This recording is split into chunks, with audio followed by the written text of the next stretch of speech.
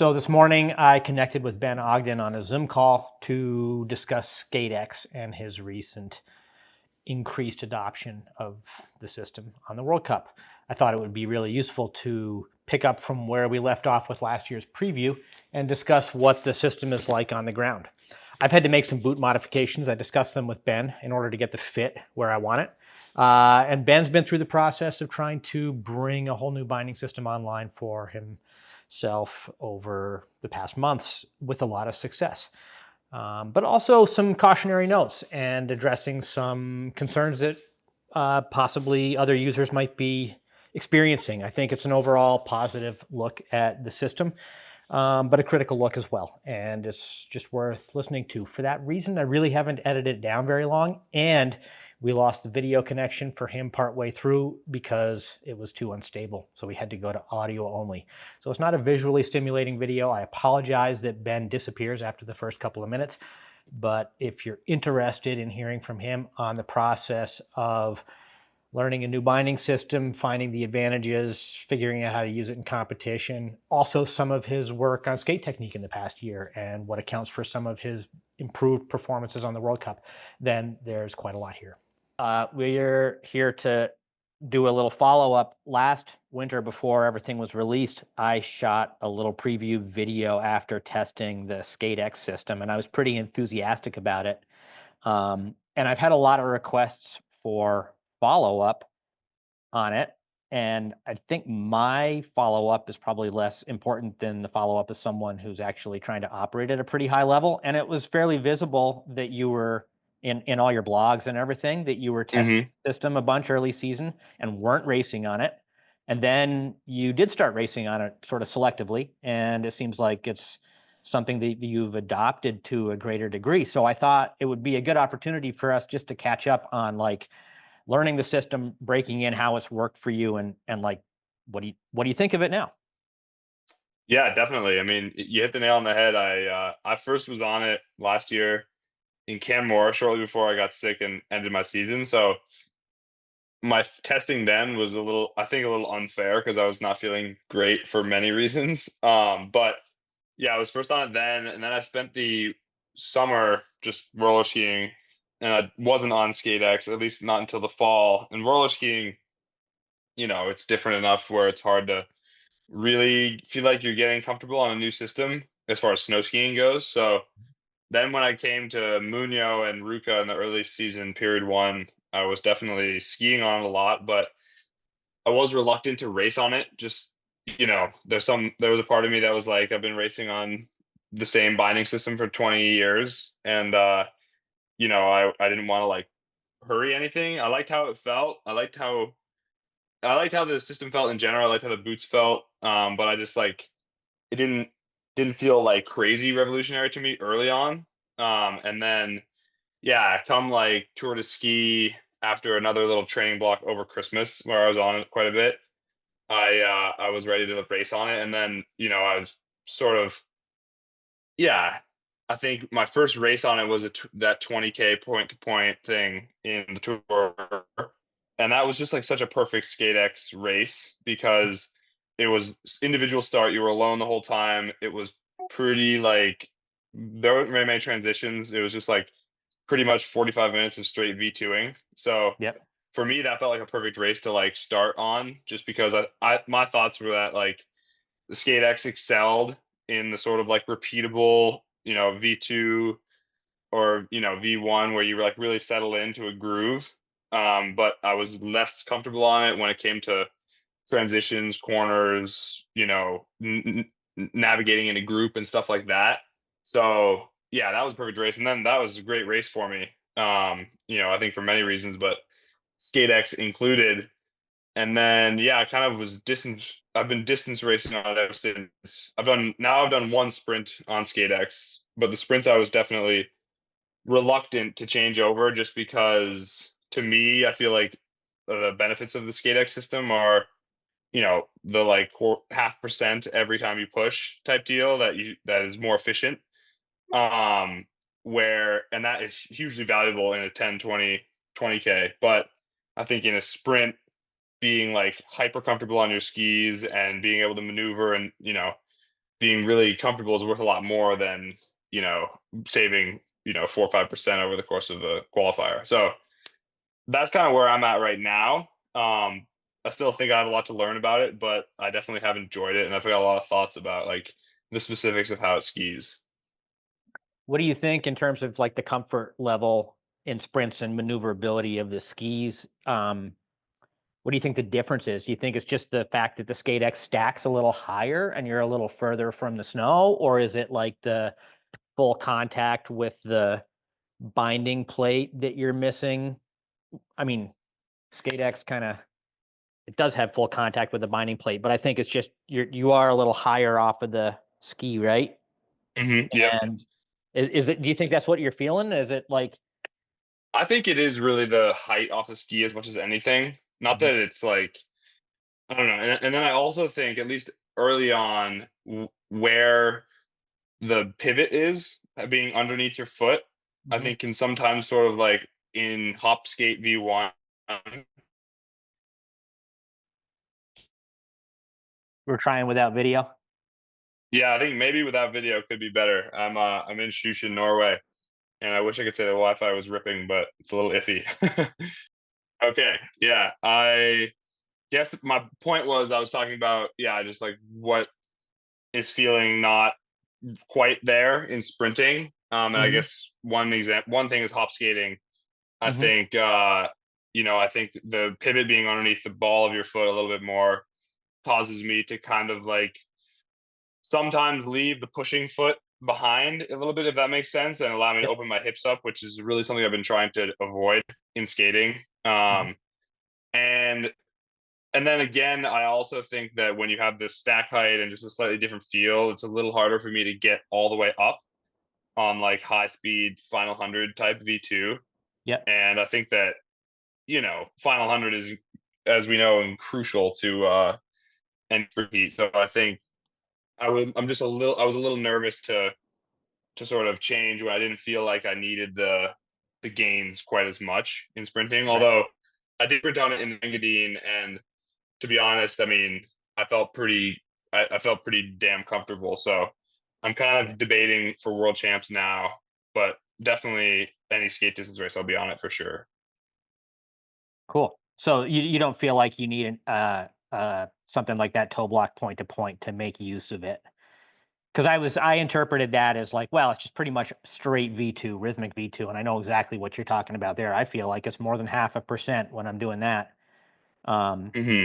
Yet so but you feel like a more technical standard World Cup course has still got something to say about skating there.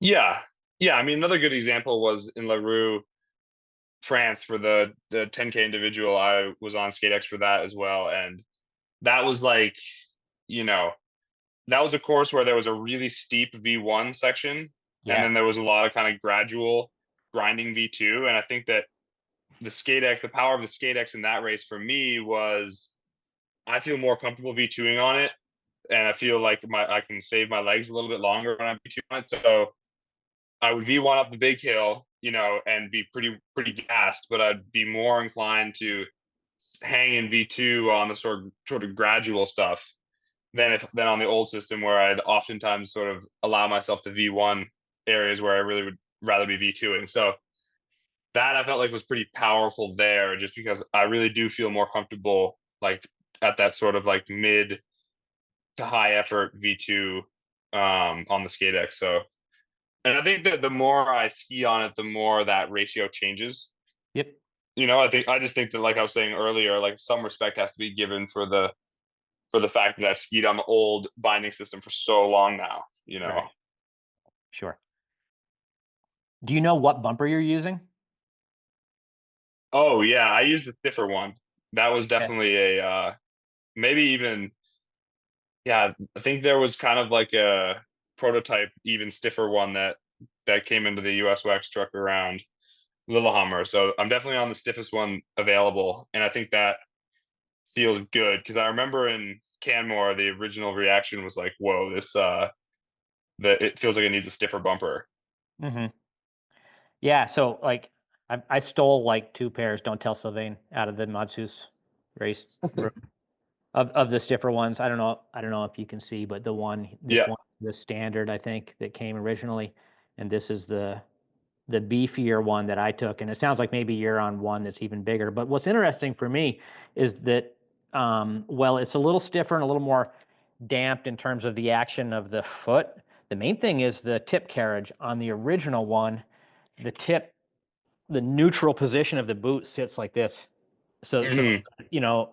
the ski returns really quickly and the tip pops up quite a lot, and transitioning back and forth between Skate X and a normal binding, if you go back to a normal binding, all of a sudden it just feels like the tips are diving and dragging, and you have to adjust the way you carry your foot at the end of the skate stroke a lot more. Whereas on the bumper that I stole, the the neutral position is like here. So it's, I don't know if you can see the difference, but like Yeah. way Is it even high. higher? Or Yeah. yeah. So that just allows the tip to ride more normally on the conclusion of the push. I find that it's more similar and more familiar to what I'm accustomed to. I don't notice so much the difference underfoot. And what I do notice is like you really can't pivot over the top of the binding as freely, and you're never gonna be able to because, of course, the front of the Right. you know, so that's a little adjustment for me.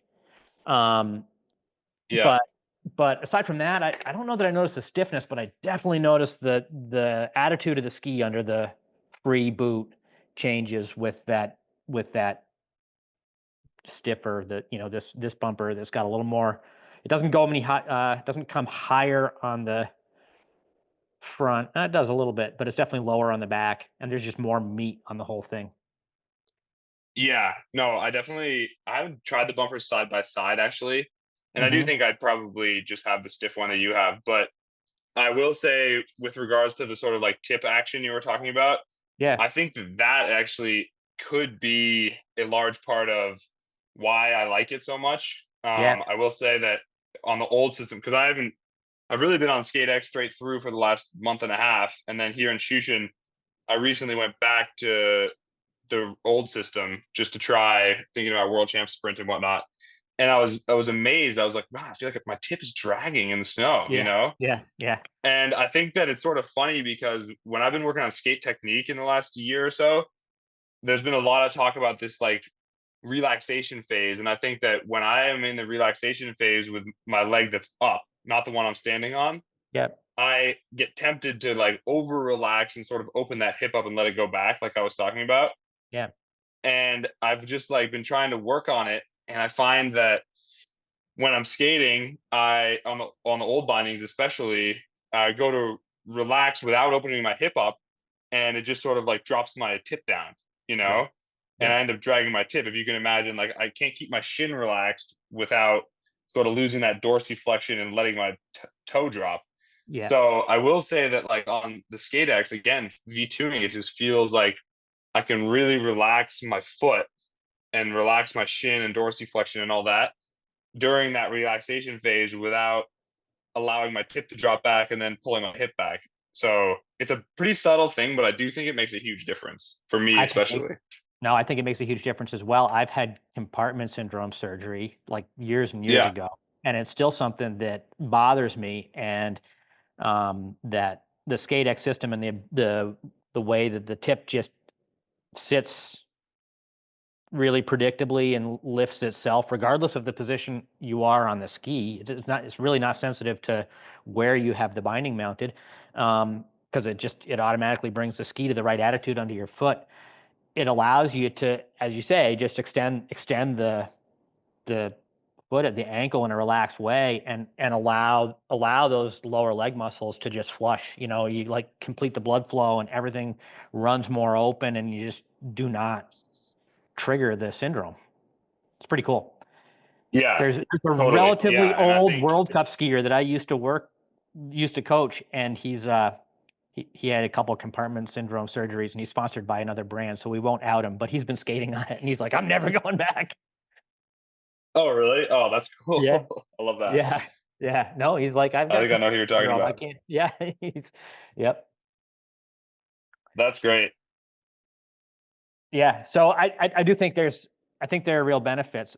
I got to say the one place I struggled was with the boot fit, which was not a concern on the prototype boots, but they put a really structural insole into it, like a really shaped insole, and I found that it was super intrusive on my arch. And so when I started skiing on them, I was really sore, and I ended up remolding the carbon on mine, like just opening these out a ton, the sides here. And it's not hard to do. It doesn't. Yeah.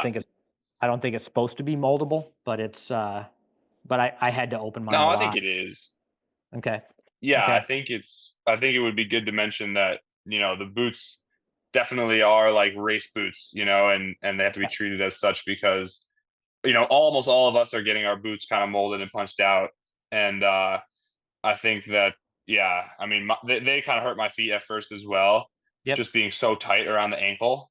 Yep. But really, it's just a little bit of heat and, punching it out or putting your foot in and walking around the house, and it really makes a big difference. And for me, I've settled into a good groove now. But the Hmm. other thing too is just like making sure not to over tighten them. Yeah. Yeah. That was a problem that Absolutely. I was having. For sure, and I've always felt that like the tendency to want to run really tight and super supportive on the insole, it just locks your foot in a way that it can't move, and it makes my feet hurt so much. And these more than ever, Totally. the one question mark I have remaining on the boot is it's so stiff, and it makes perfect sense because you don't need to bend the forefoot to articulate forward. The pivot allows you to do that, and so it's almost like a cycling shoe in that it can be a very stiff, extremely efficient sole, but it kind of makes the sole of my foot, the forefoot, want to go to sleep. Like if I ski it for a Yeah. long time, I start to get a little numb, and I'm like, what is up with that? Are my socks wrong or something? And then I was skiing at Traps a couple weekends ago, and I kept like opening the boot up and trying to dig in to find if there was something in the way. In the meantime, I was skiing. It was the best ski I'd had of the year, so I was just killing it, especially on the downhills going down. What are those fun, like, what's that one, that down from the cabin? Pariso or something like that. Yeah. What is that trail? Oh, Oh, Cerezo. Yeah. it's a No, we used blast. to rip that in college.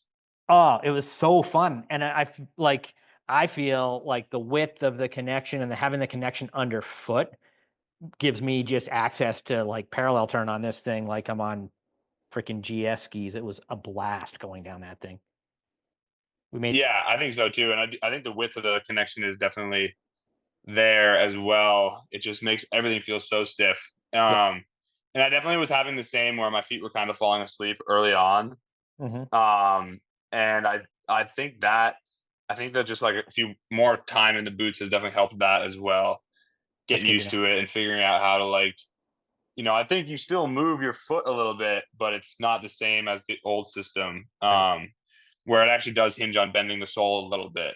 This is definitely different, but yeah, I mean, yeah, I'm excited for the boots. I think it seems like they kind of, yeah, it seems like the boots are a big goal coming up to sort of keep working those upward and then also make the Skate X system available in not just the red line or the high level boots. So I Yep. think that will help too because I do think it's necessary to have a very stiff sole, but like the Yeah. rest of the boot doesn't have to be so performance fit. I think Right. that's some feedback I've been giving to the boot guys lately is that I'm like, hey, I know that this sort of what you would expect is that you want like this really tight performance fit, but like I run my boots loose, so Yep. loose-ish, Yep. and I think that it can really help. And you're not moving around that much anyhow, so I think that's something that people kind of forget about. Right. Right. And you've been running the BOA one, right? Yeah, yep, we have the double boa ones, which Yep. they're good. I think the boa, we were chatting about the boa earlier. I think it brings a lot to the table, but it's not all that revolutionary. I think it's like really, really tempting to over tighten with a boa. Yeah. So I have had to get used to that a little bit, but I do like the boa system. It's really nice to be able to adjust your boots on the fly. That's Yep. honestly something. Yeah, and I mean the thing with the boa is that it definitely is better in a few ways, but the ways are just, in my opinion, pretty marginal given how different everything has to be. Like Yep. for instance, when you open up a boa, as you know from bike shoes, when you open up a boa, the boot is wide open, which is nice. Yep. You don't have to do the whole like loosen every level of laces. Yeah, yeah. thing, you open up the boa and it's like, all right, I can put 2 feet in here if I need to. But so that's nice. And then there's also the whole like, yeah, you can adjust it on the fly. And then also the boa system has one that kind of goes over the almost the ankle or the top of the foot, and then one that Yep. goes over sort of like right above where the connection point is. Right. And it's nice to be able to sort of have both of those. I know for me, I like to keep the over the top one a little looser, but I like to keep the one that kind of pulls my heel back, Yep. if that makes sense, a little Sure. tighter because I don't like Yep. heel movement. Yep. So that's nice, but it's nothing you can't do with laces either. That's the thing. Right. Yeah, of course. Well, that pretty much covers the questions I had on that. You had mentioned that you'd been working a lot on skate technique, and I think it's super visible. Even if you're not watching video, you can see it on the results sheet. What the hell, Ben? You've never been a distance skater. Like that's been your kryptonite since you were a kid. Yeah, for sure. I mean, it's funny. I'm tempted to want to just chalk it up to the skate X because that's the main thing that's changed. But you're very right. I mean, I've been a classic skier really my whole life, and it's really just immensely gratifying to kind of feel more comfortable skating than I ever have. And I think I should give myself a little credit. I definitely worked on it a lot this summer and been thinking about it a lot in the sort of like preseason time. But I mean, surely the skate X can't be hurting. No, I don't, and I wouldn't chalk it up to SkateX because it's really visible actually on TV with or without SkateX. You're moving much better, and you remain connected really well. I think what you were talking about, not letting your hip open up and sort of get to that floppy part of relaxation, and still being able to relax, um, is very visible. You just look way more connected. Um, and then I was talking to Chris Freeman a couple days ago, and he was like, I couldn't figure out what had changed and what happened to Ben. And then he got really tired in one race and he looked like he used to. And I was like, oh, yeah, there it is. There's Ben. Yeah. Yeah, totally. So big changes. I mean, that's got to have been a pretty focused thing, or else just a little added maturity and skiing in a field that makes you need to be really your best. I don't know, but it's really cool to watch. It's a pretty significant revolution in your skiing ability. I mean, that's a to go from having to survive those distance skate races to looking forward to them and scoring points and having, I mean, a distance podium in an interval start race on the World Cup in skating, no less. That's got to be the biggest feather in your cap yet. Yeah, no, it certainly is, and I will say it really feels good after.